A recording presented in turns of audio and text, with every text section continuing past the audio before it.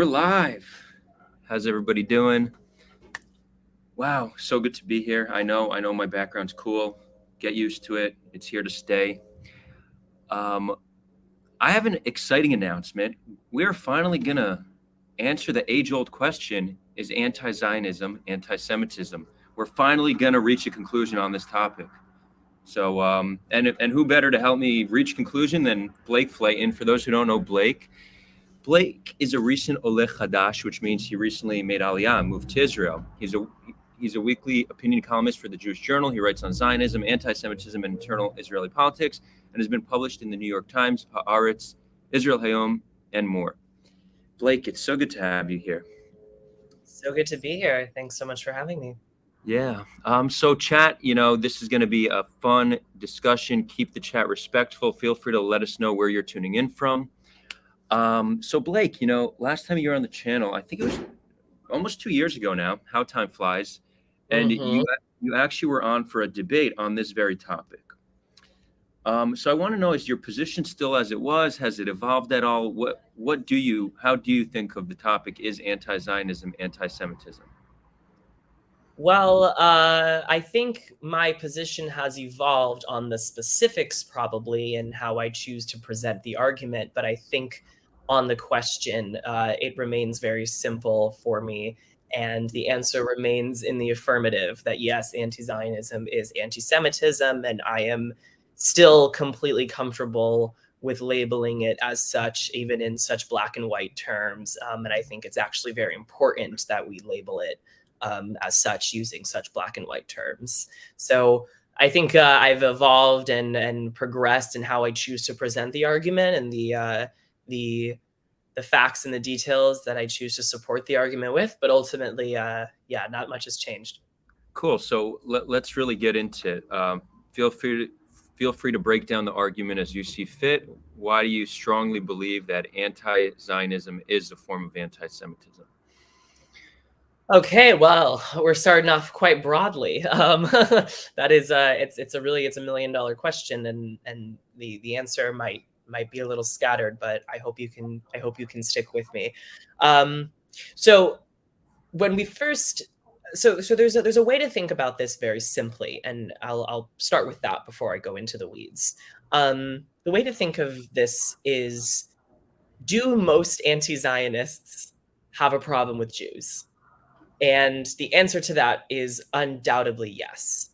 The vast majority of people around the world today who do not like Israel because it is filled with Jews. The vast majority of people today who wish to see Israel no longer be a political unit, a nation state, believe that because they do not like Jewish people, and they don't really have a problem expressing their opinions that they don't like Jewish people. It's really only in the last 15, 20 years, at least in kind of Anglo-Saxon Western circles, have we seen kind of the emergence of an anti-Zionism that comes with an asterisk next to it, where the people who are promoting this idea say, no, I'm not anti-Semitic. They're actually two different things. So really, this is really a modern idea. It is a really a new way of thinking about this particular ideology, because really, if you ask the millions upon millions of people in the most anti-Zionist countries on earth, which still remain the Middle East and African countries, and also some Asian countries, they use language that is pretty clear is anti-Semitic and is anti-Jewish to Western ears, even if these Western ears are, by the way, conditioned to think of anti-Semitism as something different. They have no problem recycling and revamping anti-Semitic tropes, and that kind of bleeds into the second part of this conversation, which is how did anti-Zionism foment? How was it able to gain traction? And if you look at the roots of anti-Zionism,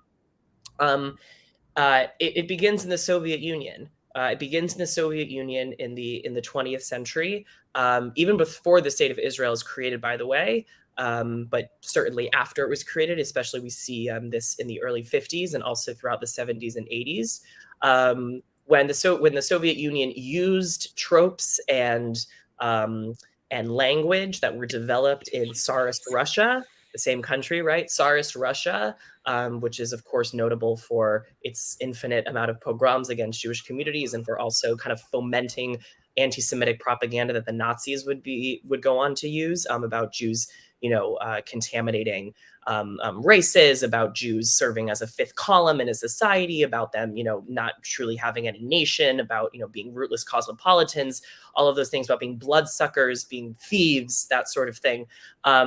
And they used that to foment an opposition to Zionism because they didn't like the Jewish community in the Soviet Union doing things that were particular to Judaism. They didn't like Jews in the Soviet Union practicing Hebrew. They didn't like Jews in the Soviet Union lighting Shabbos candles or doing any sort of religious ritual. And they certainly didn't like any Jews who viewed themselves as a collective, as a people within the Soviet Union, rather than just the internationalist proletariat that was devoid of any sort of national characteristics, which of course the Soviet Union wanted to promote throughout their society, right? So anti-Zionism was used as a way for the Soviet Union to attack the Jews in the Soviet Union without calling themselves anti-Semitic, and they could still, say that they were anti-Zionist without betraying the kind of idea that they were selling, that they were against anti-Semitism, that they were against all forms of racism, which is of course a line, an argument that we see repeated today if you look at anti-Zionist spaces like Jeremy Corbyn's Labor. And so anti-Zionism kind of foments in the Soviet Union as a way to persecute, and indeed those many Jews were persecuted in the Soviet Union. I'll get to that later under the guise of anti-Zionism. That was definitely not anti-Semitism. But once it hits the Middle East after the State of Israel, during and after the State of Israel is created, is an anti-Zionism that sounds extremely right-wing, that sounds extremely Nazi-like and fascist. It sounds militaristic and aggressive. It says we're going to push the Jews into the sea. The Jews are swine. The Jews are cockroaches. The Jews have no right to be here. It was opposition toward Israel sounded like nothing that anybody who could ever call themselves liberal or progressive could ever support. It is only after the Six-Day War, and after which Israel finds itself in a position of power, that anti-Zionism is able to flip this construct on its head and to, instead of threatening genocide against the Jews, to say that the Jews are committing genocide against us. Instead of saying that we refuse to allow the Jews a state, it turns into the Jews are refusing to allow us a state.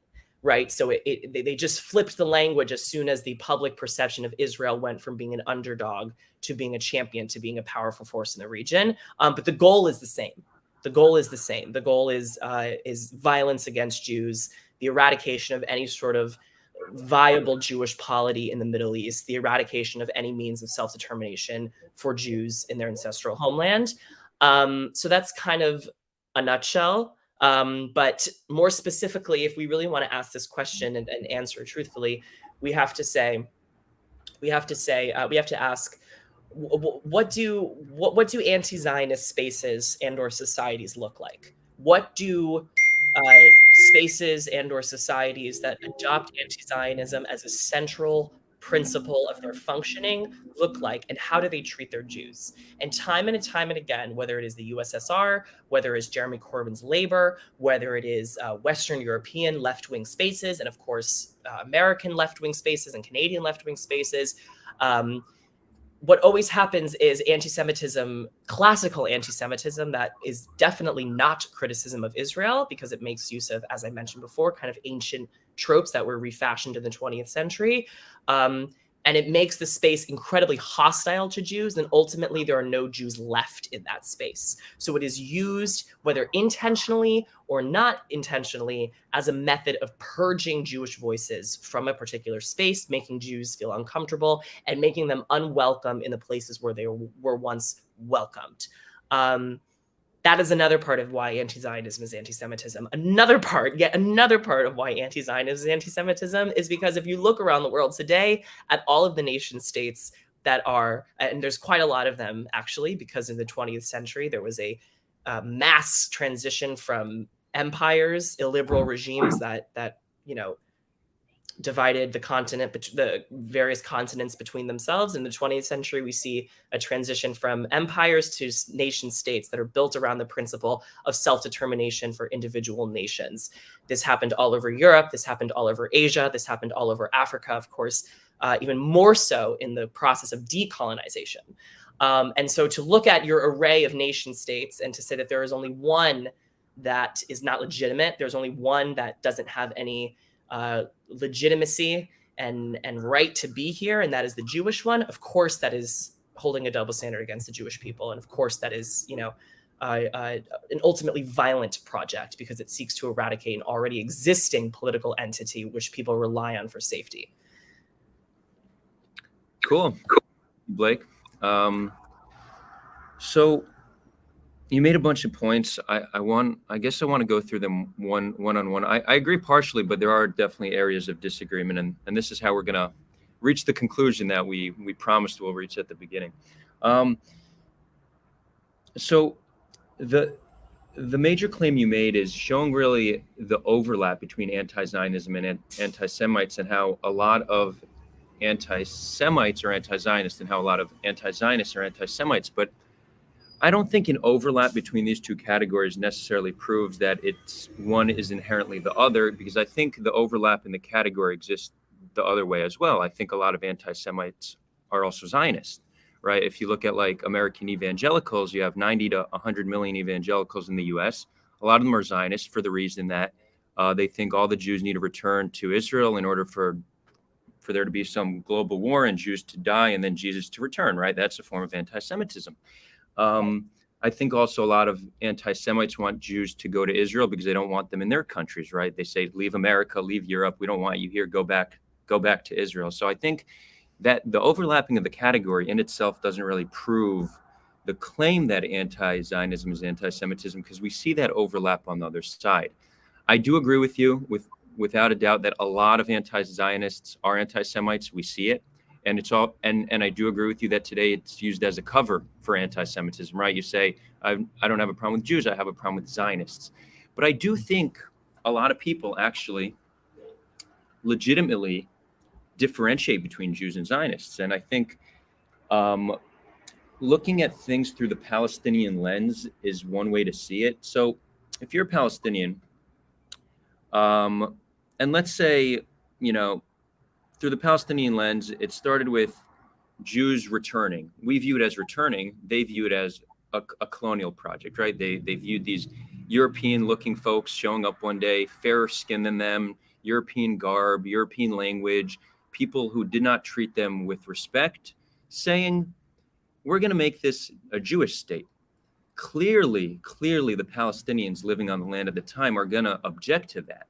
I mean, that's just the logical thing to do. That would be anti-Zionism, but that doesn't reflect really on their opinion of Jews. And then, Sorry, continue. Okay, I'll give you all the time you need. And then you've had since then 100 years of history of conflict with what they describe as a Zionist entity, whether it's continual expansion of land, whether it's a military rule currently over 1.5 or 3 million Palestinians, a blockade on Gaza, right? This they view is all in the name of Zionism. So you have a population of people, around 6 million in total, living on the land that have been in conflict with Zionism for 100 years. Many of them are also anti-Semitic because they've been also in conflict with the Jewish state. So they really don't see a difference between Zionists and Jews. But if you speak to Palestinians and you ask them their opinions on Jews, a lot of them will take a moment and reflect. They say, I have no issue with Jews. I have issue with Zionists, because they make a clear distinction. They see Zionism as a political ideology that's caused them a lot of harm, and Jews just people of a religion who they know have lived on the land for thousands of years. And that distinction many Palestinians and people around the world make. So I'll conclude by saying I think that anti-Zionism often is masked, or anti-Semitism often is masked as anti-Zionism, and many anti-Zionists are anti-Semites, but we see clear cases where anti-Zionists don't really have issues with Jews. So I'm just going to answer that last part, and then I'll kind of work backwards from there. Cool.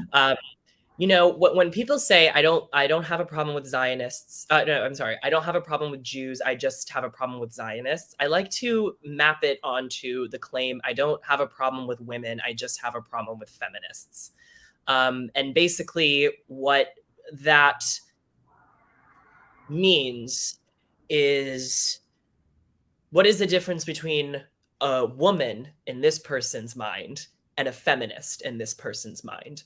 A woman is a person that they could look upon who they understand fits into particular social roles, who doesn't want power, who feels uncomfortable with power, who's not annoying because she's not demanding things, and she's not really motivated by her own self-interest. And I'm kind of taking ideas from Dr. Einat Wilf, who many people might know. She's an Israeli academic who speaks a lot about this. And so it's kind of, they form this separation between woman and feminist. Woman is a female who doesn't want power, who knows her place, who knows her proper position in a hierarchy of how people's nations and societies are supposed to interact. And you can absolutely map that same dichotomy onto Jews and Zionists. Where when people say I like Jews, I just don't like Zionists, it means I'm okay with Jews who are not motivated primarily by their own self-interest. I'm okay with Jews who feel queasy at the thought of Jews having power. I'm okay with Jews who don't put a lot of stake and emphasis on their own self-determination and self-defense. And I'm okay with Jews so long as they don't bring their Jewishness into politics too much, especially, as I said, for their own self motivation, for their progression of their own people. And so I absolutely would call someone who said that they were anti-feminist, anti-woman, because essentially what you're saying is that you're okay with women so long as they're in a particular place in the pecking order. You're okay with women so long as they're okay with subordination. And I think we can be very clear that Jews, in fact, were in a place of global subordination before the year 1948. And it was only the Zionists that undid that. It was only the Zionists that gave us power and gave us an actual seat at the table of international affairs. So you can think of it like that. In regards to a more geopolitical sense, like what's going on in the Middle East, look, people in the Middle East have been living and were living amongst Jews for centuries. They understood, that Hebrew was a language that was devised by Jewish people. They understood Jewish religious practice, because they Muslim and Arab countries ruled over us, and we were subjected to dhimmi status. I don't have to tell anyone here that, for so long. I mean, we were treated barbarically by the Arab world and by the Muslim world. Not as bad as Europe, but the idea that Jews, flourished and lived without any fear of violence or discrimination or persecution in the Middle East is just simply wrong. So all of these nations, all of these societies were aware that the Jewish people were a minority in the Middle East.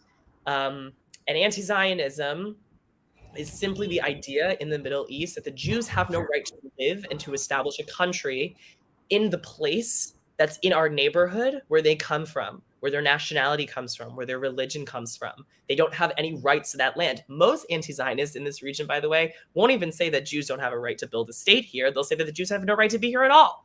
And so when you talk about them looking upon, white-skinned Jews, fairer skin coming from Europe, coming from, European countries with European languages, and it was a major culture clash, and so they perceived it as imperialism, as colonialism. That's just not correct, because the Jewish people define themselves as a people with roots from this land. I'm not talking about physical roots. I'm not pulling out DNA tests, because I don't like when Zionists do that. They're like, we're all from Judea. I don't know if I ever had an ancestor who came from this land. Maybe I did, maybe I didn't. However, the culture that I was born into, the peoplehood that I was born into,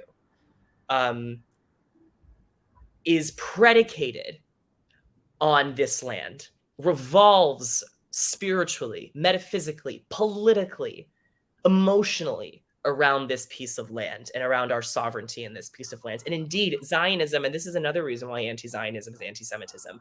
Zionism is indeed how millions of Jews around the world outside of Israel connect to, and of course within Israel itself, more secular Jews connect to their Jewish identity, right? This is how a majority of Jews around the world, especially in North America, express themselves and distinguish themselves as a particular person, as belonging to a tribe, and that is resembled in the 20th and 21st century and expressed by the state of Israel. And anti-Zionism seeks to take that away from us.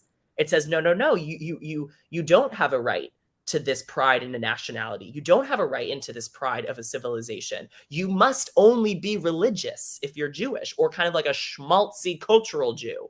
You can't have this element. And the goal of that, the consequence of that, is the kind of erosion of Jewish institutions all across the diaspora who rely on this very strong connection to Israel to keep and maintain a Jewish community. You will see all of that go away. So you're seeing a dissolution of Jewish life and Jewish society, which, if that is anti-Semitism, what is?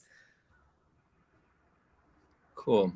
So we'll start with the feminist analogy, because I like analogies. They're powerful, but I think this one requires a bit more nuance, because I think if we have By the way, a before you do that, I just wanted Yeah. to respond to a comment. Someone said, someone mentioned that the USSR was one of the first countries, if not the first, was the US and the USSR to recognize Israel. So how could it possibly be that anti-Zionism, is from this era was any sort of threat? And I will say that the USSR only recognized Israel because at that time they were under the impression that Israel was going to be a socialist society that would be more aligned with the Soviet Union on the world stage. And one was completely disconnected from Stalin 2 years later hatching a plot to not only execute Jews en masse, but also to persecute Jews for a variety of reasons throughout the region. They were operating in two different fields, geopolitically and domestic.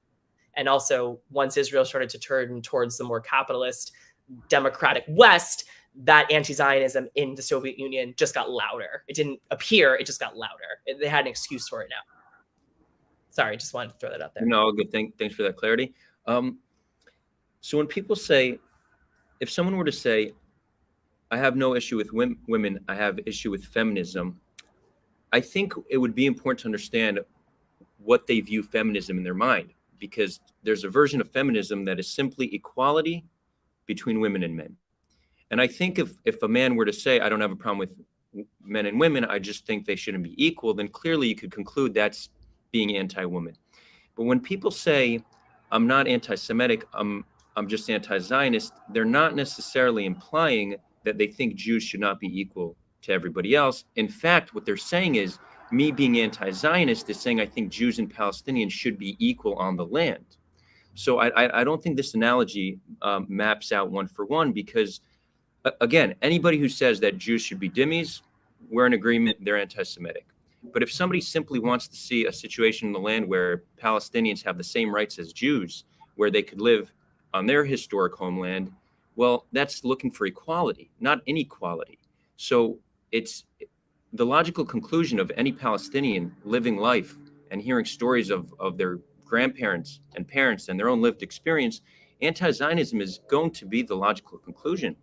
And it's true. First of all, you said you don't know if you had any ancestors that come from the land. I think you don't like DNA, but I do think our DNA shows Ashkenazi DNA is 50% Levantine. So, you could strengthen the argument with that, but it's not like when we showed up, when Herzl showed up, it was clear, oh, these are Middle Easterners returning. Like that's not how it was perceived. We weren't speaking ancient Hebrew. We were speaking European languages. We were dressed as Europeans.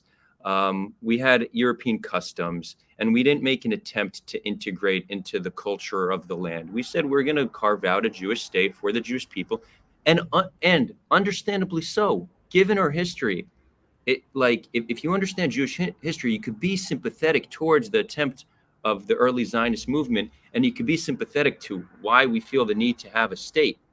But being a Palestinian living here, you could be equally sympathetic if not more, to why they're going to object to carving out a Jewish state on land they're living on. And why? No, you don't think so? You're not No, sympathetic? but go Yeah, no. ahead. So right. So it's like, clearly there's many ways you can view Zionism and what it's meant to Palestinians and what it means today and what it stands for, and separate that from how you feel about Jews and Jewish people. So I think a lot of this comes down to how broadly we want to define the category of anti-Semitism. And my concern is that many activists today are going down a similar path that others in the social justice movement are going down, with how broadly they define racism and transphobia, and these terms. They're so widely described and so quickly to label people this, that people stop to take these terms seriously. If everybody's an anti-Semite, or if everyone's racist today, well, then people don't really think that term means much. And so that's one of my concerns, that we so broadly define anti-Semitism that people don't take the term seriously anymore, and that it doesn't equip us to have real and productive conversations with Palestinians to make any grounds in solving the conflict. So that's where a lot of my objection comes from. Okay, so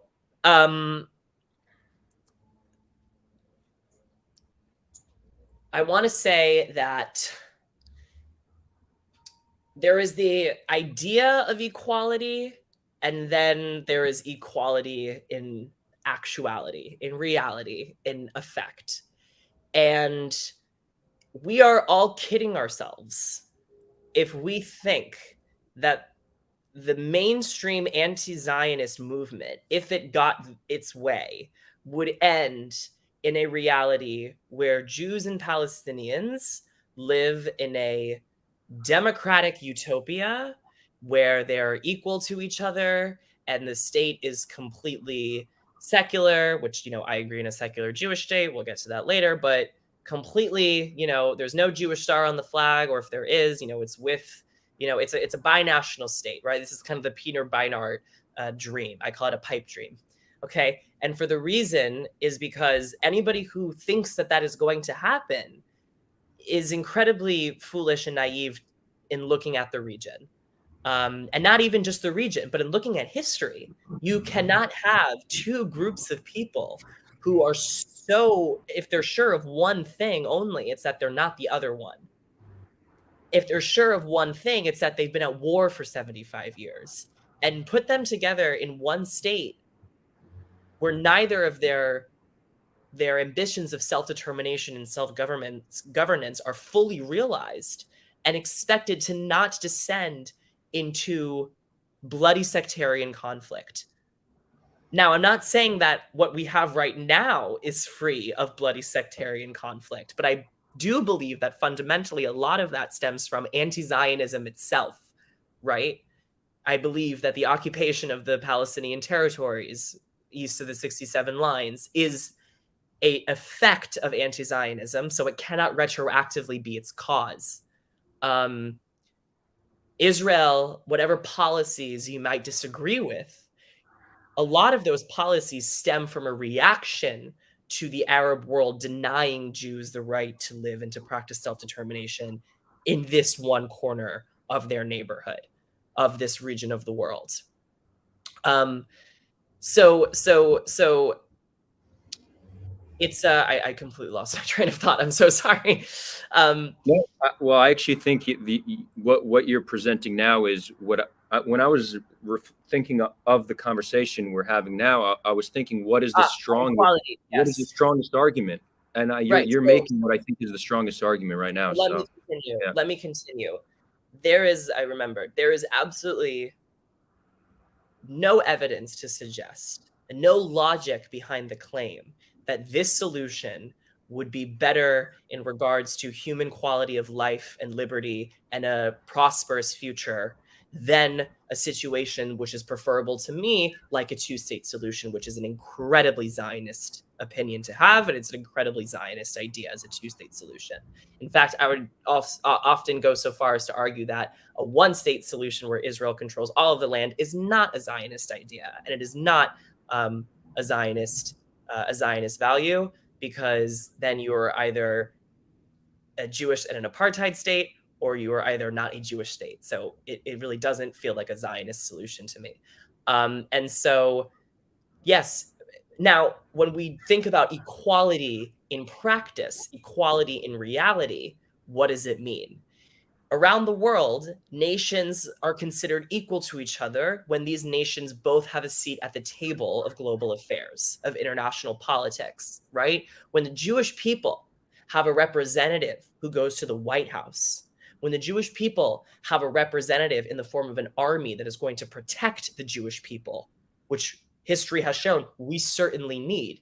And when the Jewish people finally have the right to decide their own fate, as hundreds of nations around the world do, and by the way, we say for nations that don't that they should, right? The Kurds should have a state, right? The Palestinians should have a state, right?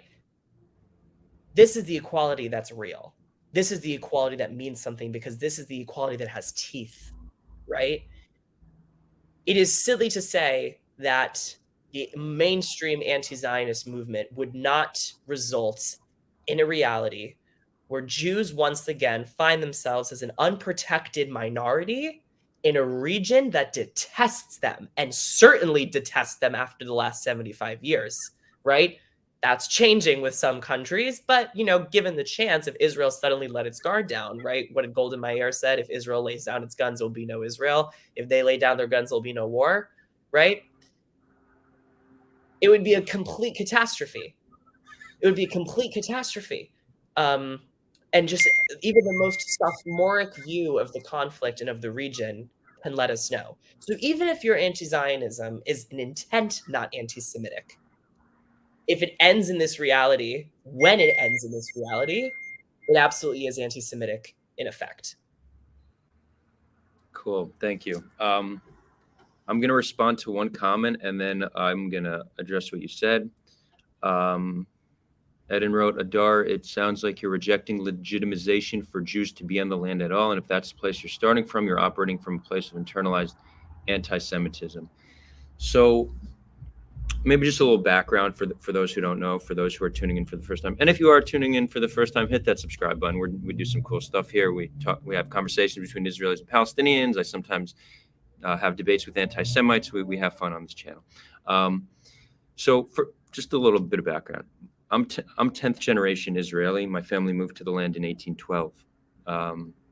So I have very deep roots in the land. I've lived in Israel the past 14 years. I served in the Golani Brigade, and I've lost multiple friends to war and terror. So, I don't appreciate that assumption. And I know you said it sounds like I'm rejecting, so you didn't make a clear statement, but no, that's not where I'm coming from. My family lives in Israel. I live in Israel. I'm currently in LA, but my home is Israel. My goal is to find real solutions to challenges we face. And one of them today is, I think, how we define anti-Semitism, how we talk about Zionism and anti-Zionism. This is the place I was going to comment on that part as well. Okay, cool. Well, thank you for wanting to come to my defense. Cool. So I actually think what you just explained, Blake, is actually the strongest argument for the case anti-Zionism is anti-Semitism. Before this conversation, I asked myself, what is actually the strongest argument? And I think it's that. I think that it's very hard for Jews to envision a reality where Zionism is ended that doesn't put the Jews living in the land in grave danger. We don't know what that looks like. I myself don't know what that looks like. At the same time, it's very hard for Palestinians to envision a form of Zionism that isn't inherently anti-Palestinian because it doesn't allow them equal access to the land. And this is why I think this question is so challenging to answer. And that's why I object to it being as black and white as yes or no. And I would prefer for when the question is asked, is anti-Zionism anti-Semitism? The truth is it's complicated and can't be answered in yes or no. There's a lot of factors we need to look at. And here's the thing. We live in a world where people like slogans. They like simplified lines, and activists run with it because it's, you know, not only how you change people's minds, but gets us likes and retweets and all that stuff. But if we really want to get to the root of things, we can't just sum things up as simple as yes or no. I think we can for this. I think we can for this particular argument. Like there's some things. Was Jim Crow racist? Yes. Is anti-Zionism anti-Semitism? Yes. That there's certain things that are important to label because I would agree that Jim Crow was racist, but I think for reasons I've already explained that it's extremely natural for Palestinians. Like we could look at many ways in which you could be anti-Zionist and not have any negative sentiment towards Jews. And let's just give a hypothetical. Let's say somebody can present a clear path, right, towards equality on the land for Israelis and Palestinians that would require it to turn from a Jewish state to a binational state. Let's say there's a sophisticated system of checks and balances. Maybe it's a federation of sorts. It would no longer be a Jewish state. This can be viewed as an anti-Zionist position, but that has the best interest of the Jews in mind, with the best interests of the Palestinians in mind. So I mean, one could say, I mean, but listen, in every era, there is a main mechanism on which the Jews express themselves as a collective. In the medieval era, in the Middle Ages of Europe, that main expression of Jewish peoplehood was religion. And of course, there were people in that era who said, if only the Jews did away with not believing in Jesus Christ as the Messiah, if only the Jews left the ghettos and converted and embraced our universalist, enlightened ideas, then all of this mayhem and tragedy that has been wrought upon them would end. And they even said, and our societies would be better, and it would be better for the Jews, you know, in this lifetime or in the next when we all march off to heaven together. And of course, in the Enlightened era, in postmodern Europe, well, that's what we're in now. In modern Europe, I mean, Jews, the main expression of Jewish peoplehood and community was that of a nation, right? Because there were Jews who were becoming more secular now and who were actually leaving the ghettos and integrating, yet they still could not find their place as respected citizens in Europe, which could not live up to the democratic ideals that it was espousing. So the preeminent expression of Jews became a collective, not just a religion, but a peoplehood. And from the Nazis to the Soviets to Western Europeans, you know, who never had anything to do with it in Britain, still said, if the Jews could only lose that, if they could only be a Jew as much as they want behind closed doors, but be as European as the rest of us out in the open, if they could only do away with these sort of tribal attachments, right, and this tribalistic culture, then we and they would be all much better off. And today, people say, when the primary expression of Judaism, of Jewish community, is the state of Israel, it's undeniable, is the state of Israel. Zionism became the primary ethos of Judaism in the post-World War II era, in the post-Holocaust II era. And to say that the Jews would be so much better off if we just took this away from them and we just made it into something that's a little bit more palatable to the rest of us, then they and all of us would be much better off, is just continuing that tradition. You're saying we need to fragment the main vehicle of Jewish particularity, of Jewish communal expression, and fracture it to something unrecognizable in order to make it better for them. And plot twist, it is never better for us. It is always dangerous for us. I think there's a little conflation here, because a lot of tropes, anti-Semitic tropes, are actually things that are made up. You know, it's actually not true. But to object to anti-Zionism when you're looking at it through a Palestinian lens, that's not made up. You know, okay, so let me say something about the Palestinian lens, because we keep going back to this, and it just, you know, you can't have this discussion without talking about the Palestinian lens, right? The Palestinian perspective. So, listen, as I mentioned before, the 20th century, we saw on the global stage the transition from empire to nation state. right? The Ottoman Empire fell, the British Empire certainly, if not fell, then had took a lot of damage. The French Empire, the Spanish Empire, et cetera, et cetera, et cetera. And out of the ashes of these empires grew nation states usually centered around shared ethnicity, fragments of religion, shared history, language, culture, way of life, values, et cetera, based on individual nations. Okay. The Jews, I think we all agree, are a nation, right? Theodor Herzl said we are one nation in that he declared, 200 years of attempted emancipation in Europe a failure because it remains true. Jews are a nation, one people. Okay. I mean, and if someone in the comments needs me to prove that, I can say that I can go, if I went to Morocco right now, and I went to see the Jewish community, I would feel very emotionally attached to them because of the way I was raised, because a lot of our customs and culture are the same. Versus if I went to just a random Polish national gathering, I would feel quite uncomfortable for obvious reasons.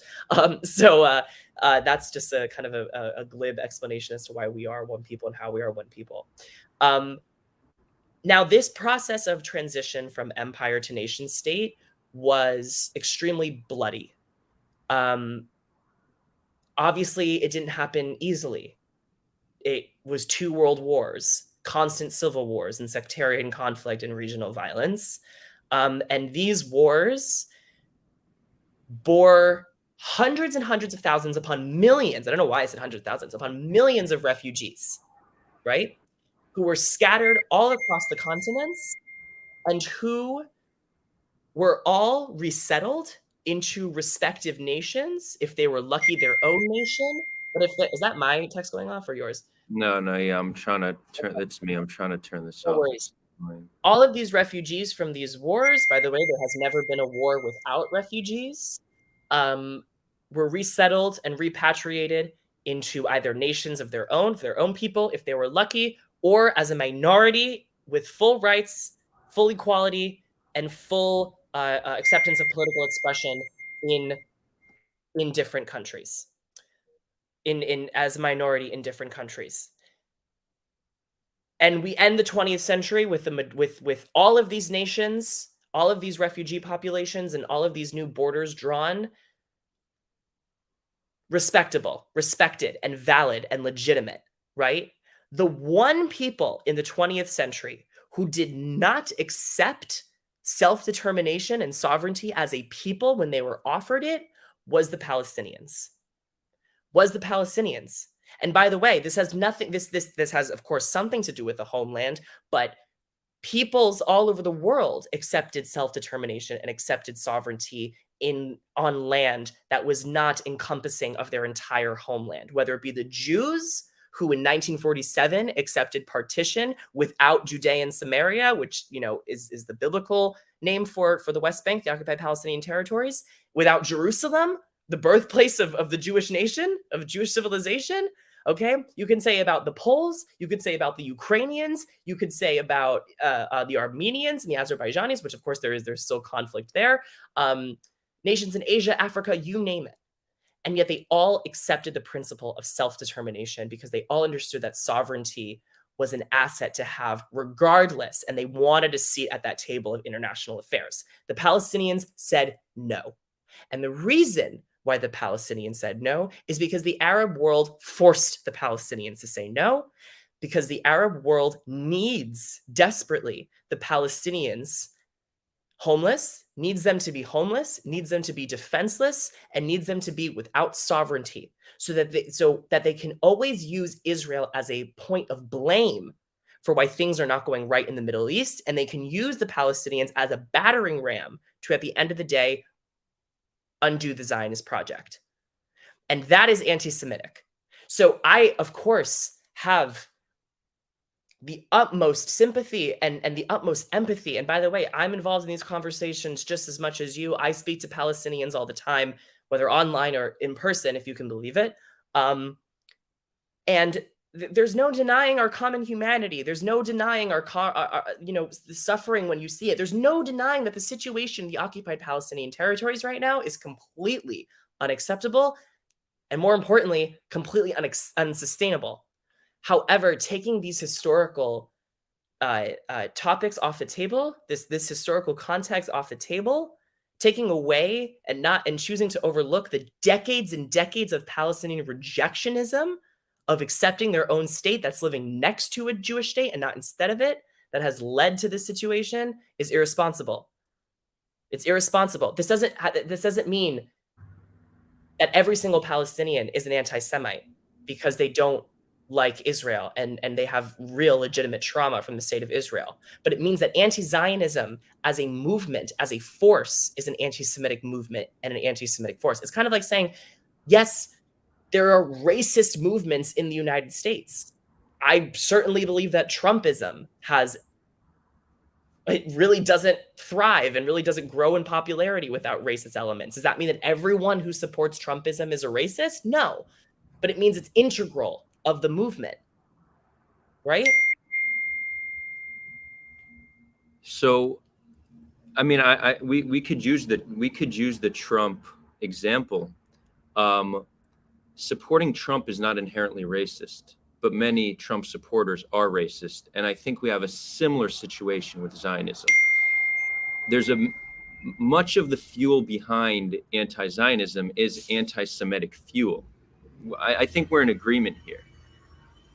Where we're not in agreement is just the broader label of anti-Semitic to say this political ideology of Jewish self-determination, which is inherently exclusive and discriminatory towards Palestinians. There's close to no version of Zionism that gives Palestinians equal rights on the land. That is completely true. I'll give you a few examples. This lack of equality makes us feel safe. I get it. But there's no reason why a Palestinian or a supporter of Palestine or sympathizer of Palestine would have this same sympathy. So here's one example of a place where it's nearly impossible, where no version of Zionism is going to accept. What version of Zionism isn't concerned about demographics? I understand why there's a demographic concern. What every single country on earth is concerned about. I know, yeah. I hear you, but so now we have a situation. Hold on, I need to mute this. Yeah, I think you should turn your ringer off. It's not it's literally on my computer. I hit quit and nothing happens. So it's like, leave me alone. This is the life, huh? This is the life we live these days. Okay, hopefully it stopped now. So we agree we could be sympathetic to demographic concern, but a demographic concern requires inequality. It allows Jews to return to the land, but Palestinians whose parents and grandparents live there, they do not have that same right. We were allowed to return to the land after 2,000 years. They're not even allowed to return to the land after one generation. This is very, very hard to come to terms with if your family is from Haifa or Jaffa, right, or Lud. Palestinians lived on the land for many, many generations. Some of them are even descendants of Jews. They will not be able to return. They cannot return because we need demographic control. We could be sympathetic to the demographic control, but it shouldn't be hard to understand why they cannot accept a solution where they don't have freedom to live or the right to live where their family has lived, right? So this is just one example. Another example where we're not going to give the same rights to even Palestinian citizens of Israel. God damn, this dinger is just... I'm literally going to respond and say, please stop messaging here for 20 minutes. It's blowing up my live stream. I can't turn the sound off. Thanks, heart. Okay. Now they're going to say, oh, sorry, and we'll get a few more dings. Yeah. Where was I? Okay, and just another more trivial example. So the one I explained is really fundamental to where a lot of Palestinian anti-Zionism comes from. But right now, recent legislation was passed, or it's going to be passed to make it easier to get guns if you're a citizen of Israel, right? Because we don't want terror to get out of control. If you're a Palestinian citizen of Israel, you are not going to have an easy time getting guns. That law is not going to extend across the board to Palestinian citizens of Israel. Okay, but then we're talking about specific legislation, and yeah, I know. I used one root example and one more trivial legislative It's very example. important to not get into the weeds of Israeli policy when we're talking about is anti-Zionism, anti-Semitism, because they're completely different things. Well, I think it's relevant because there's other ways to look at it. We could look at like how much harder it is for Palestinians to get rights to expand their neighborhoods and for rights to build homes. Like you have a systemic issue, and I do agree you could solve systemic issues without dismantling Israel. And this is a debate I constantly have with Palestinians. But when it comes to freedom of movement, right of return, and access to holy sites, it's very hard for Zionists to envision that happening, and it's very hard for Palestinians to accept that as a legitimate solution, right? So we're clearly at odds. And again, why I conclude, anti-Zionism is often fueled by anti-Semitism, and it's easy to understand why pushing for a solution that would put Jews in danger would be viewed as anti-Semitic or is anti-Semitic. But we should have sympathy for where this comes from and understand that it's not inherently anti-Jewish. It could come from love of humanity. It could come from love of Palestinians, or just seeing things through the perspective of Palestinians. It certainly doesn't come from love of humanity. It certainly does not come from love of humanity when you are choosing to single out one particular nation state and one particular nation as illegitimate.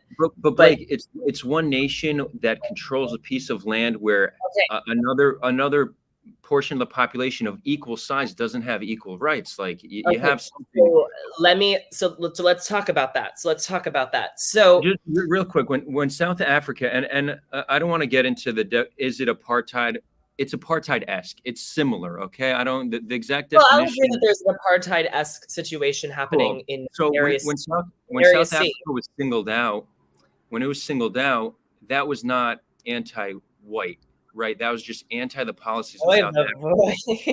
Okay, all right. But let's take a step back because Jews are not okay. So Jews and white people are two completely different things. And I talk about no. I'm using the South African example, but to be I know I understand, but wait, let me just interject there because white people are not a nation. White people are not their own peoplehood. White people are constructed against the rest of the world based on the pseudoscience of race and ideas of ethnic superiority that are based on eugenics, which is absolutely nothing similar to how the Jews define themselves against the rest of the world, which is as a tribe, as a nation, as a people with shared bonds and shared attachment to a particular piece of land. That's like saying that like the French and white people are the same thing. Yeah, but understand my analogy was to point that objecting to South Africa comes from objecting to policy and things that are inherent into the system itself. So, no, because it was completely different circumstances. The Afrikaners, Dutch colonizers, had absolutely no claim, no right, no historical basis, and no legitimacy to be on that land at all. And they literally, within their own society, constructed a system of structural inequality where white and black people are not allowed to sit on the same benches, where white and black people are not allowed to serve in hospitals or in any sort of business together, where there's complete segregation. You can walk outside in Tel Aviv in my neighborhood right now. You can't tell the Jews and Arabs apart. I mean, but Blake, I think you're missing my point. It's not about describing the difference between South Africa and Israel. We could sit here and make a giant list of differences. I brought that up as an example because you said there's only one state that's being criticized. Well, it's not really true. You know, China's criticized for what it's doing to Uyghurs. Like there is criticism of other nations. Does it ever call into question the legitimacy of China, of the Chinese people practicing the right of self-determination and the Chinese nation existing in any borders whatsoever? Does any other country, regardless of what it does any other country, Germany killing 6 million Jews, the English plundering the entire planet, did it ever call into question those nations existing at all? Did it ever? Did the Ottoman, the Turkey, Armenians? No, I mean, but I'll tell not you to what see it the double I'll standard tell you what it appearance. I'll tell you what it calls into question. It calls into question changing the structure of that country to such an extent that it's no longer recognizable, which is what anti-Zionists are often saying. It's not just saying destroy Israel and the Jews in it. It's saying we will change the structure of the system so it is not what it currently is. And yeah, this has been happening throughout history. This is what happened in Nazi Germany. But Zionism Nazi is not. But Zionism is a basis for further political ideologies of the Jews practicing self-determination. To say that we want to alter, it's not the same thing as saying that we need to overthrow the Chinese Communist Party and make China into a republic. Because at the end of the day, the Chinese people are still practicing self-determination and they still have a country of their own. To say that we're just going to alter the way that this looks, we don't mean to destroy or to undo everything. Well, turns out at the end of that, the Jews no longer have the right to self-determination. The Jews no longer have a country. So there are fundamentally different things. And by the way, going back to this essential point, the things that Israel is doing that many people disagree with, that I disagree with oftentimes, especially if anyone follows me on social media, they see my reactions to this current government, are in reaction, I believe sometimes unjustifiably, to militant anti-Zionism, which says very clearly that we're going to destroy Israel. It doesn't use this Western academic terminology. Hezbollah and Hamas and the Al-Aqsa Martyrs Brigade and the Lion's Den, which just called for a day of rage in Jerusalem against civilians, which Israel does not do, by the way, on purpose. They flaunt it that they're going to do it on purpose. And they're saying that they're going to destroy Israel. They're saying that this is what they're going to do. So it's not the same thing as simply critiquing another nation. This is a fundamental erasure of a people's right to the same privileges and rights as all other nations. And correct. You are pointing. Policy that you may disagree with comes from this militant anti-Zionism that is absolutely a double standard compared to how the rest of the nations are treated. So, Blake, you're describing what I acknowledged at the beginning, that there are forms of anti-Zionism that are anti-Semitic or that are certainly right. This is clearly where we disagree. But to describe Hezbollah's version of anti-Zionism, we're not going to disagree there. We're talking about. Let me ask you a question. So you're saying, I mean, anti-Zionism that is not anti-Semitic is extremely fringe anti-Zionism, right? So you're taking a fringe of this movement, which the loudest purporters of this movement, Iran, Hezbollah, and Hamas, have no problem telling you that they're anti-Semitic. The vast majority of anti-Zionists have no problem telling you that they don't like Jewish people. So you're taking this fringe aspect of it and saying, well, this cancels out labeling this anti-Zionism as anti-Semitism in its entirety. And that's, I just don't think that's... Well, okay. I think that's a fair point. I think that it's not as fringe as you think. If you talk to Palestinians, right, let's just go back to many meetups between Israelis and Palestinians. None of them are Zionists, right? None of the people that come to these meetups are Zionists. They're all anti-Zionists, but they're breaking bread with Jews. So you might consider it fringe, but that might be the most important group of people in this entire discussion. The Palestinians that are willing to meet with Israelis and work on making peace. So again, Blake, as fringe as this might be, this is the most important group of people in this discussion. These are the people that can allow us to set the stage for peace. That's one point. Second, even if it is a fringe group, and I'm not sure it's as fringe as you think it is, but even if it is a fringe group, if you want to be intellectually honest and philosophically accurate, well, then even if it is a fringe group, if you could see situations where you could be anti-Zionist and not anti-Semitic, then to conclude that anti-Zionism is anti-Semitism, that's not correct, philosophically speaking. You can make the case, well, I care less about the philosophy, more about the practicality, and in practicality, most are, therefore, that's how I describe it. I hear that. but we could at least agree that philosophically speaking, there is versions of anti-Zionism that are not inherently anti-Jewish. Yes. Okay, continue. I'm sorry. No, I mean that's it.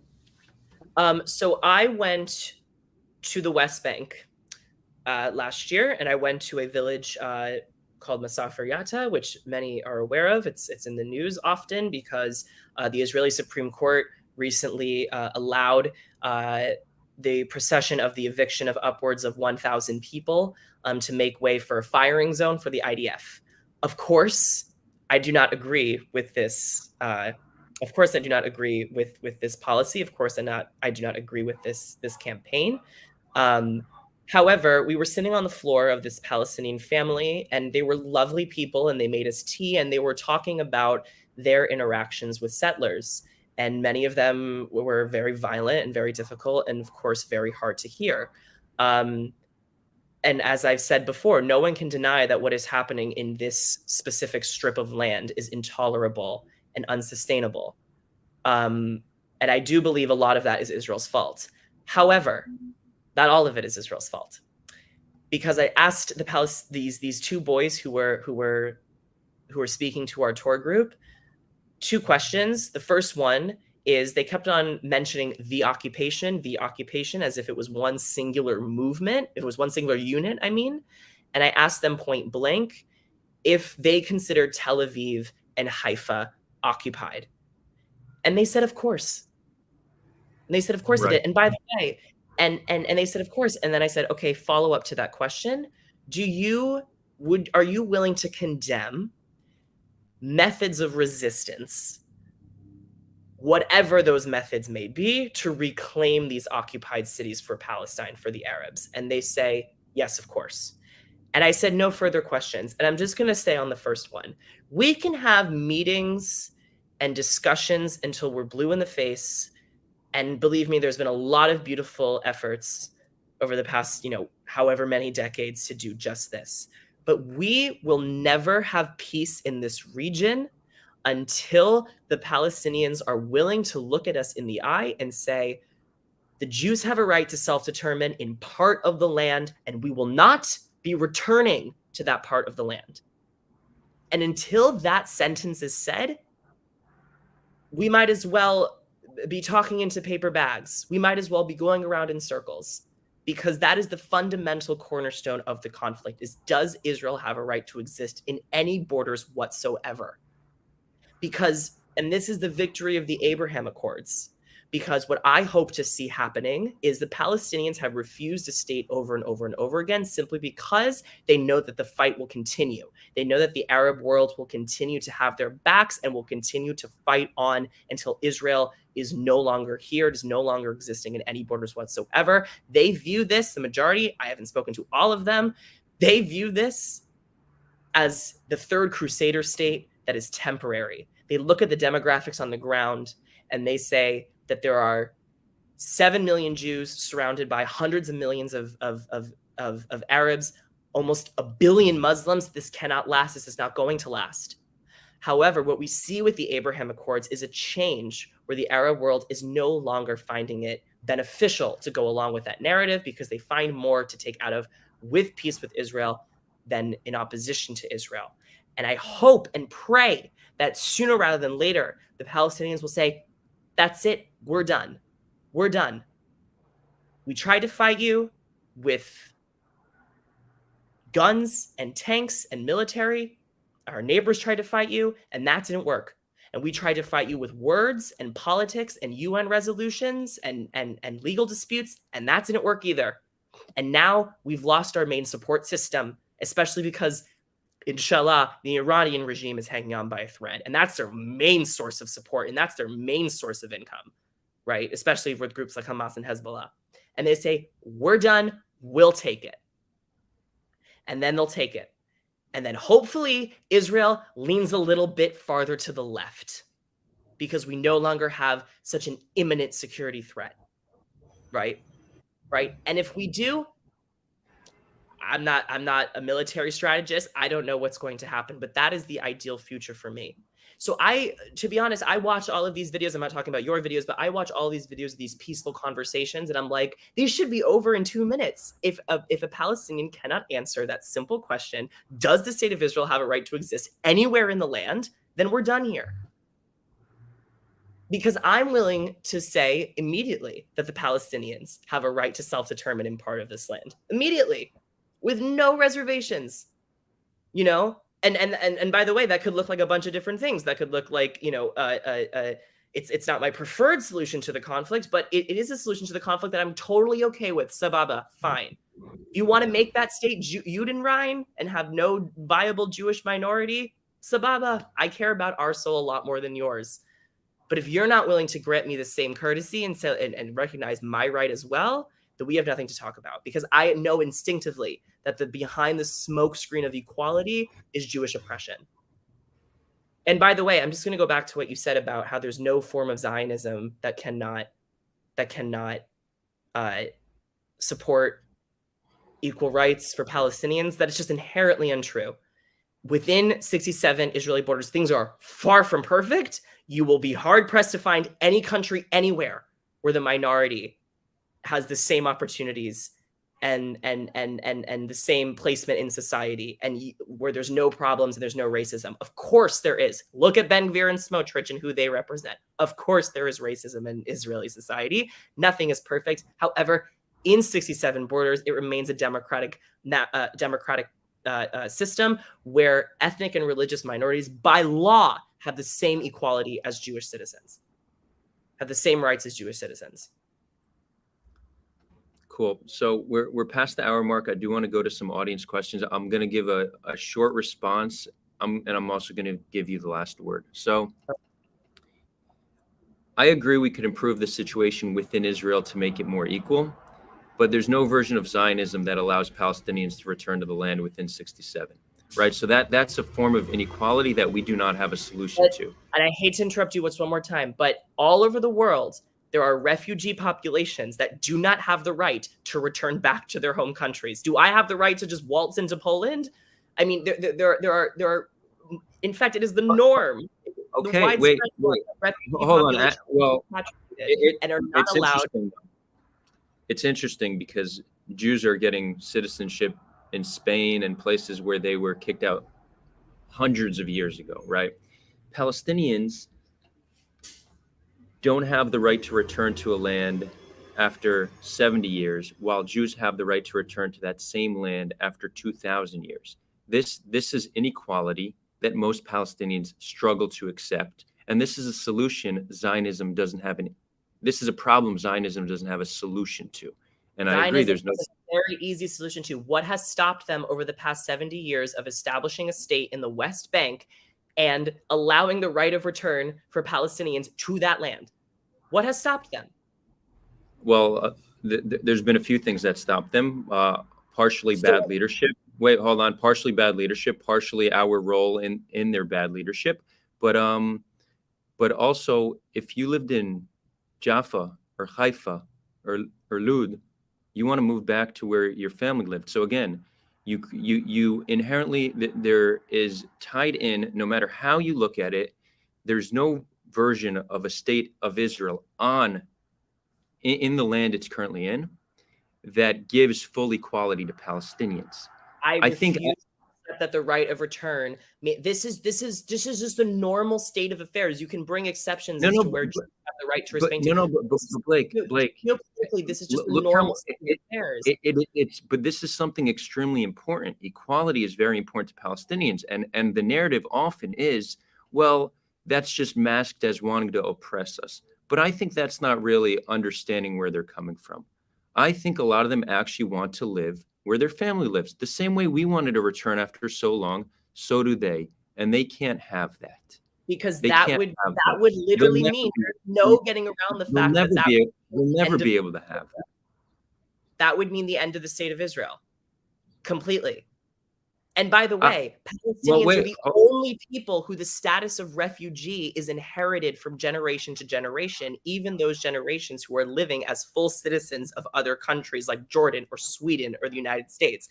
They're the only people on earth, who the title of refugee, who the status of refugee is inherited, even after this family has been Mhm. living as equal citizens in another society for decades now. Because it's That's politically convenient. because And they and want to keep alive the narrative that they are refugees from this land with the right of return. And like every other war in correct, history, all of because they which resulted in refugees, there is not a guarantee that those refugees will be able to return back to where they came from. Wars have consequences. And unfortunately, if you're on the losing side, you will see those consequences. I mean, correct. that's just the state of No, affairs. I know. All what Palestinians want is the same. Is exactly the same thing we want. We want to be able to return. So do they. They can't. We can. If they object to that, that is concluded as anti-Semitic. That's why I greatly struggle with the broad conclusion that anti-Zionism is anti-Semitism. I do want to get into questions. I By the will give way, you. most of the Palestinians, and you can actually look this up, most of the, and there's a plethora of research on this, most of the Palestinian families, or I shouldn't say most, a sizable chunk of the Palestinian families who are living in the land in 1948 cannot trace their roots back to this particular land for more than 20 years prior. There was a huge migration of Arab people from across the Middle East who moved into Palestine in the 20th century.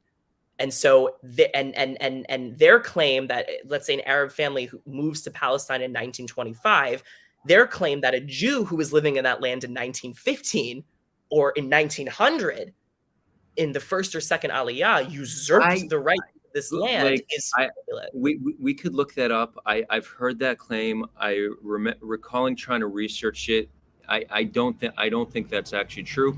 There was some immigration. There's also a proliferation of population at the 20th century. I don't think it's the majority of refugees have only been there for 20 years. Um, No, I'm saying no. I'm saying can't trace their ancestry back farther before the 20th century, no, before I think 19. a lot. I think a lot of them, and you could look based on family names that a lot of them go back hundreds of years, and some of them even longer. There are I, Jews. There are Jews who live in the land who can trace their ancestry back to yeah, hundreds of years. for So sure. right. Where is the validity in saying that a Jew doesn't have the right to, doesn't have a right to return, but a Palestinian does? I mean, someone mentioned in the comments that there are areas within the West Bank that Jews were living in before 1967. Before living in Yeah, 1967, my family lived in Hebron from 18 first in Tzfat in 1812, and then from 1814 in Hebron. Yeah, we lived there for over two. Well, until the Hebron massacre, we lived there, and then we moved to Jerusalem. Right, so I'm of one of those and I families. don't agree. And I don't agree. This is like the Sheikh Jarrah affair. The claim on Sheikh Jarrah, the claim on Sheikh Jarrah was that Jews were living in this neighborhood, which was called Shimon HaTzadik, before 1948, and therefore they should be able to return to this land because they were exiled from and Jews used to live here. I don't agree with that. Does that make me does that make me an anti-Semite? No, that doesn't make me an anti-Semite, right? So how could I be not for Palestinian equality Well, for thinking? some actually would. Some would broaden the definition to include that as well, right? I And mean, they're wrong because it's not anti-Zionism. It's not anti-Zionism. Me saying that Jews shouldn't have a right to live in Sheikh Jarrah because it was annexed and there was a population transfer here, and for the sake of a viable political future, we shouldn't have Jews living in these specific areas over the Green Line. I'm not being anti-Semitic, and I'm certainly not being anti-Zionist.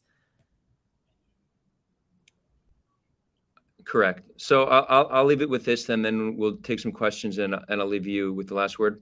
You mentioned that until Palestinians can agree to a state of Israel, we have a problem. Mm-hmm. I tend to agree. I tend to agree with that. But in order for that to happen, we need, and this is I'm giving advice both to Zionists and anti-Zionists here. In order for people to come to terms with Israel existing, it's not as simple as there being no more anti-Semites. You could get rid of all the anti-Semites tomorrow, and you'll still have a strong anti-Zionist movement. We need to make the case what a state of Israel. Sorry, I don't agree with that, but okay, continue. We need to make a case of what Israel can look like that is equal and just for Palestinians, and Palestinians will have an easier time accepting a state of Israel on land they consider their own. And if anti-Zionists want to strengthen their movement, they need to show us what binational or equality across the land can look like in a way that doesn't put Jews in danger.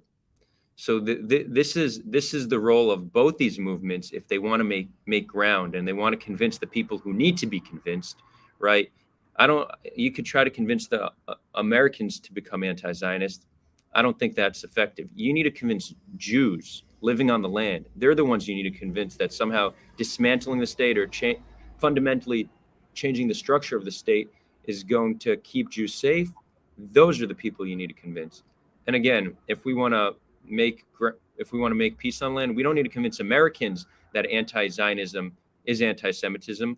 We need to convince Palestinians living on the land that Israel can exist in a way that's equal and just. So I'm going to leave it with that, and I'm going to give you the last word on this. No, I completely agree. I think that one of the biggest rays of hope going forward, not only for Palestinians but also for Jews, and also for not only for the existence of a Palestinian society, but also the existence of a healthy democratic Israeli society, is the trend, and I hope the proliferating trend, of Muslim Zionism, of Muslim people and Arab people finally understanding that the Jews have a right to exist as a political unit, as a country, in part of their ancestral neighborhood, of their ancestral homeland, in the Middle Eastern neighborhood. I think that is a beautiful way forward, and I hope that if we pursue that way forward, things get a lot less crazy in Israel, because the population will feel a lot less resentful. They'll feel a lot less fearful, and therefore a lot less reactionary in their political ideology. Awesome. Thank you. Do you have a few more minutes for some questions? Yeah, of course. Cool. So first of all, for everyone who watched through, I apologize again for the dings. I know that was pretty annoying.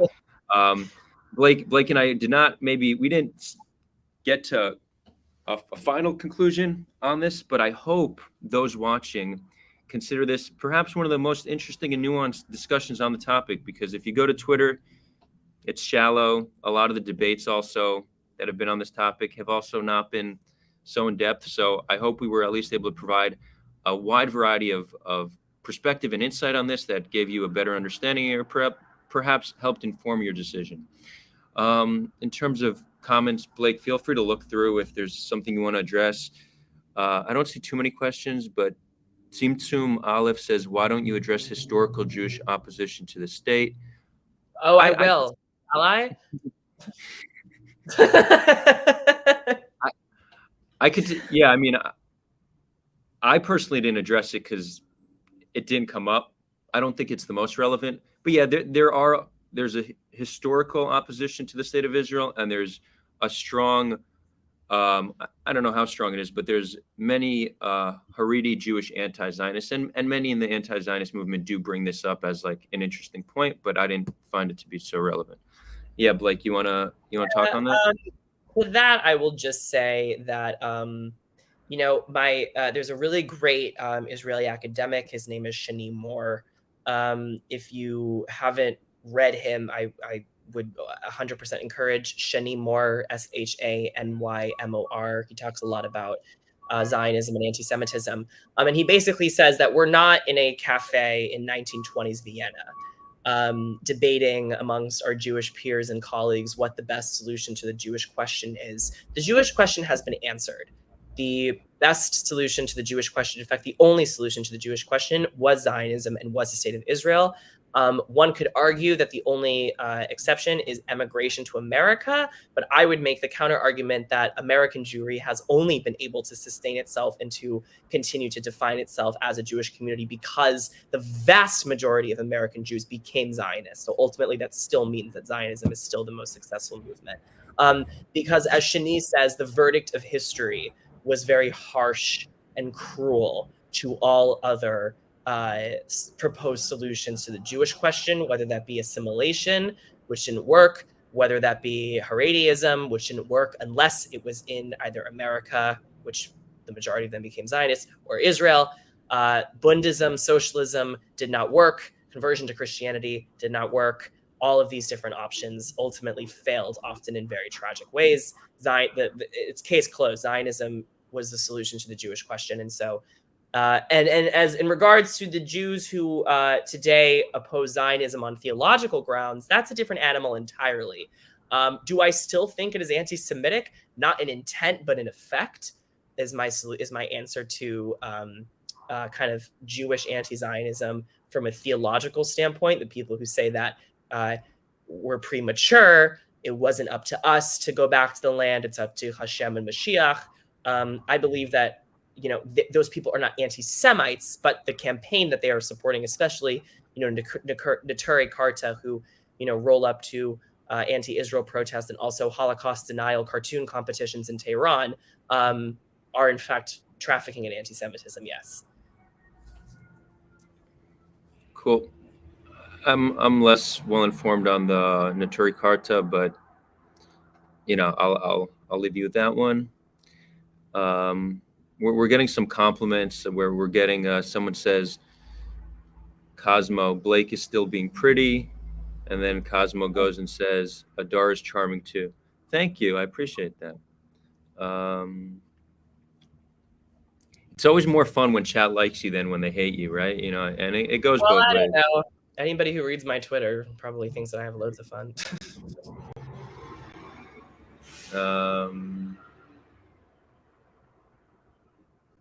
Yeah, so this isn't I actually thought of bringing this up, but it didn't come up. Somebody goes, is it a good idea to group the Jews in one place given the invention of mass weapons of destruction?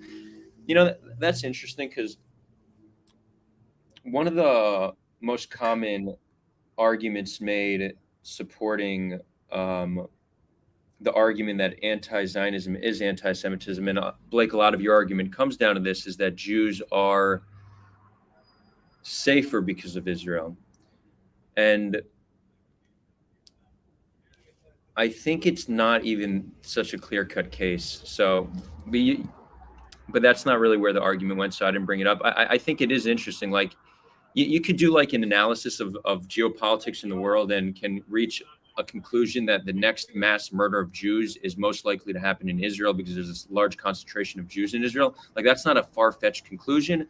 And that could like counter the argument that Israel keeps Jews safe. Like there's some validity to seeing it like that. Not to mention that you're more likely to die for being Jewish in Israel than any other place, at least since the Holocaust. So I think it's morbid. I think it's a really morbid area of conversation. I will say that you absolutely do not have to convince me that Jews with a Jewish army protecting them is more safe than Jews without a Jewish army protecting them. And that even more so, Jews having a voice in the international stage is a lot, as we saw in during the Holocaust, makes things a lot safer for us than without that voice on the international stage. So I think just cut simply and dry. In regards to, a higher concentration of Jews living in the same place, and in regards to you're more likely to die for being a Jew in Israel, I think since 1948, we have seen an overwhelming decrease in murdered Jews everywhere all over the globe. And I think that's because except for in Israel, like over 20,000 Jews have died in Israel trying to, defending Israel, and not nearly that many have died in other places. So we'll put that into perspective of how many Jews died before the year 1948. Well, and what I'm saying is, how many? We had a Holocaust, but the Holocaust didn't end the Holocaust didn't end because of the creation of the state of Israel. No, So the Holocaust was able to happen because there was no state of Israel. So what I'm saying is, how do we know what anti-Semitic atrocities have been avoided since 1948? Because there was a state of Israel, and there was a place for Jews to go, and there was the sense of confidence that global Jewry had, and something to bring to the table that right, it didn't have it's before. right. Yeah, I think that's a fair counter. That it's a number we can't know. We do know Right. 20,000 have died. We don't know what would have died if there were no state of Israel. And Some we some do would say, know the number of Jews who died when there wasn't an Israel. yeah, but it's again, that's also, you can't confidently say that that means more would have died, because in the past, way more minorities were being killed in Europe than they are now, and you had a much longer timeline, of where Jews were killed. Well, you just put it on a timeline. I mean, you say how many Jews died from, the year 1000 AD to 1948 versus how many Jews have died since. I mean, you take any 20 years of the last 300 years before 1948 and compare it to now. Jews were obviously more vulnerable.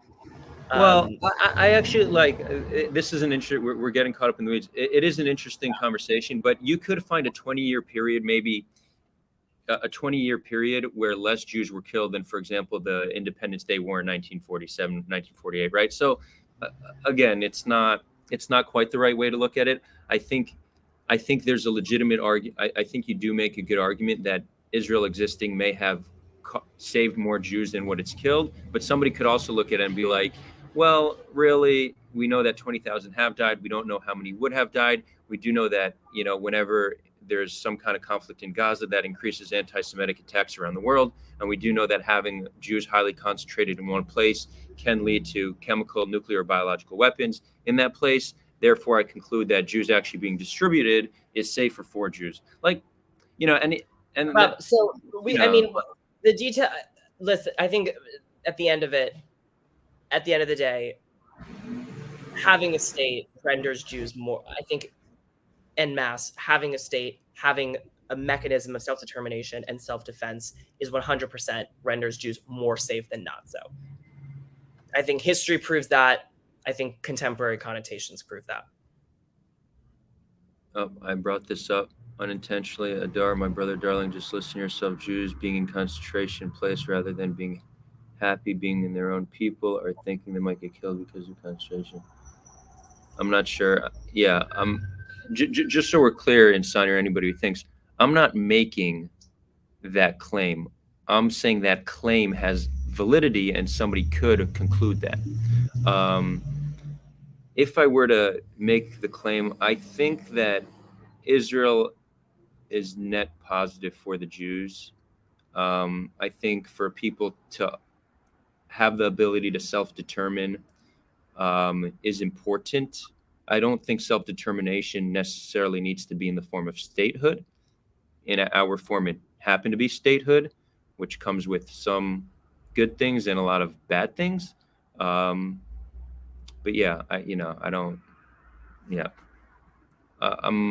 it's hard for me to predict how we'd be safer or what the future holds. I just know that our current trajectory, and Blake, here I think we're in full agreement. The current trajectory of the state of Israel seems problematic, and change needs to happen, because for us to really live on this land peacefully and sustainably over many more generations, the best form of security is peace. And I think if we can agree on something, it's that. Cool. I think we'll end it there. Blake, thank you so much. This was a pleasure. Thank you. Yes, thank you. We could definitely do this again sometime. For those who know, I'm so busy with work right now. I barely get to do these anymore. But, Blake, you being an expert on this, you really helped me. I haven't been talking about this topic, right? Like Israel, Palestine, anti-Semitism. It's been the cobwebs are there. So you helped me clear the cobwebs today. You awakened an energy within me. Yeah. So hopefully we can do this again sometime. And guys, we have another live stream coming up on Tuesday, I think, with a very interesting woman, Claire Kaw. She proposes something called secular Quranism. She wants to bring back Quranic values in a secular way. I'm not quite sure what that means, but we're going to figure that out. And we could continue this in Discord. Whoever wants to go to Discord, I just dropped a link. Blake, you're welcome to come as well. I will need to run it in a moment, but No worries. whoever wants, you could go to Discord and hop in the lounge and have a conversation. Blake, again, thank you so much. Everyone here who viewed, thank you so much. Love you all. Talk soon. Later.